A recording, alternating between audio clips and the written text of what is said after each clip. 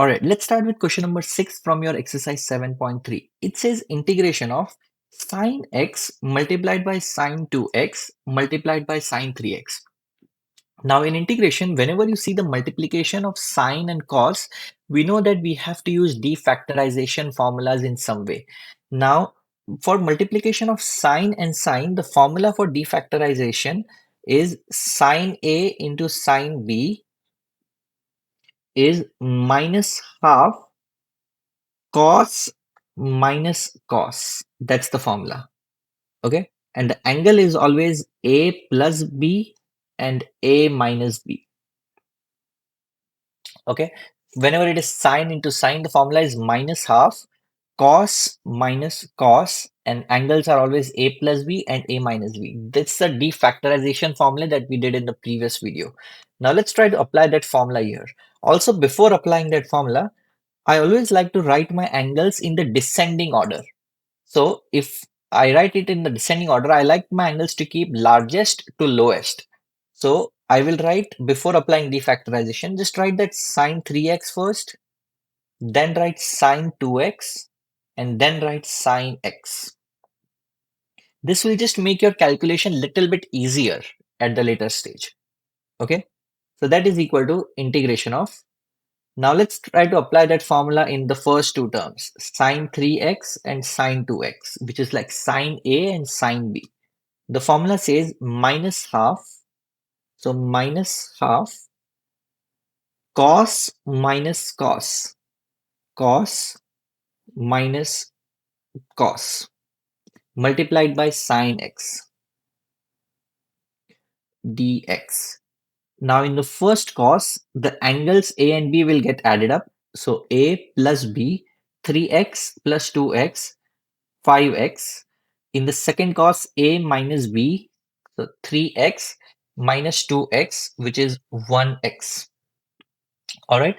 Now let's multiply that sign inside the bracket and take that minus half out of the integration. So you get minus half integration of, multiply that sin x inside. So cos 5x into sin x minus cos x into sin x, cos x into sin x with respect to x. Now we'll have to again use defactorization of cos and sin. Since it is cos 5x multiplied by sin x, it is like cos A into sin B. Now for that the formula is cos A into sin B. The formula is half sin minus sin. Okay, the formula is for cos and sin, cos A and sin B, it is sin minus sin. And the angles are always A plus B and A minus B. All right. Also for this cos x and sin x, you can still apply the same formula, cos A and sin B, but there is a shortcut formula if you think about it, because we know sin 2x is 2 sin x into cos x. Therefore, we know sin x into cos x, this sin x into cos x, will we take this 2 in the denominator, so you get sin 2x divided by 2. So we can apply those formulas in that equation or in that integral. So minus half integral. So cos 5x into sin x, that is half sine minus sine, sine minus sine minus cos x into sin x is sin 2x divided by 2. Sin 2x divided by 2. Let's put a bracket here and close the bracket here and dx. All right. Now don't forget to put the angles here. Angles are always A plus B and A minus B. So 5x plus x, 6x, 5x minus x, 4x. Okay, I hope that makes sense. Now it's very simple to integrate at this point. Now basically what you can do is you can write minus half integral of, put this half inside. So you get sine 6x divided by 2 minus sine 4x divided by 2 minus sine 2x divided by 2 with respect to x. Basically, just put that minus half inside that bracket. Okay. After this, all this 2, 2, and 2 can come out and get multiplied with this 2.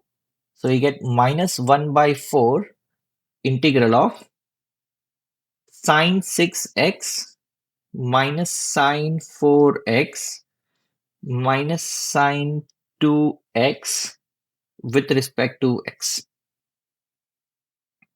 All right. Now it's very simple to integrate at this point. You just have to write it as minus 1 by 4. Just give integral to all the three terms. Okay, so you get, put a bracket, integral of sine 6x dx minus integral of sine 4x dx minus integral of sine 2x dx. Close the bracket. Then you get minus 1 by 4, open the bracket. Now integration of sine 6x is minus cos 6x, and you divide by coefficient of x, which is 6, minus sine 4x, the integration is minus cos 4x, divide by coefficient of x, which is 4, minus the integration of sine 2x is again minus cos 2x, divide by coefficient of x, which is 2, close the bracket, add constant of integration c. Now that negative and negative will become positive, negative and negative will become positive.